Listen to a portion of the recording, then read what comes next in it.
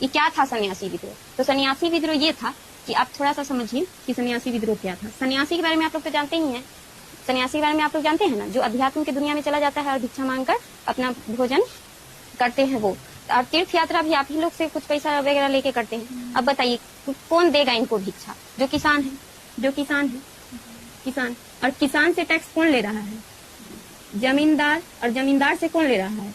British east India company, चाहे यूरोपीय company, कोई भी यूरोपीय कंपनी, कोई और कंपनी भी तो था यूरोपीय, लेकिन जनरली ब्रिटेन था। ठीक है।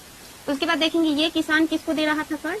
तो मतलब दान पुण्य किसको करेंगे? सन्यासी को, सन्यासी को। ठीक है। और ये सन्यासी को भी तीर्थ यात्रा कर बढ़ाने की बात की गई। तीर्थ पर यात्रा करने पर इस पर भी कर लगा दिया। कौन? अंग्रेज। ठीक है। तो आप बताइए अभी बीच में नहीं फंस गया? कैसे फंस गया? अगर मान लीजिए कि किसान का अगर आप टैक्स बढ़ा दीजिएगा, टैक्स बढ़ा दीजिएगा, जमींदार टैक्स बढ़ा देगा किसका? किसान का। ठीक है। तो किसान देगा सन्यासी को, क्योंकि वो टैक्स से खुद ही परेशान है, लगान से वो खुद ही परेशान है। तो ये दान पुण्य का काम तो छोड़ देगा। तो इधर से सन्यासी को कुछ नहीं मिल रहा है। और फिर अगर कुछ पैसा जुटा कर भी वो चाहता है कि हम यात्रा करें, तो यहाँ यात्रा कर भी लग रहा है।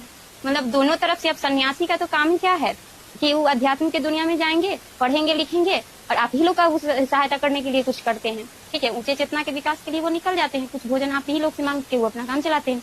अभी तो बीच में फंस गया।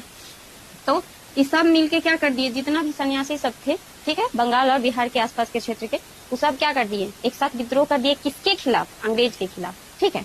तो ये था सन्यासी विद्रोह, जो कब हुआ था? 1763 और 1800 के बीच में। ठीक है। इसमें याद रखिएगा एक बंकिम चंद्र चटर्जी हैं, जो आपके जो राष्ट्रीय गीत है वंदे मातरम, इनके लेखक यही है, बंकिम चंद्र चटर्जी। और इन्हीं का एक पुस्तक है आनंद मठ। ठीक है।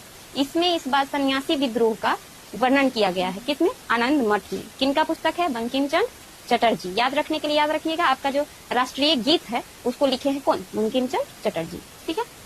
आगे हम देखेंगे, अगला है नील विद्रोह। ठीक है। नील सुन ही के लग रहा है कि क्या है, नील की खेती कराई जा रही है।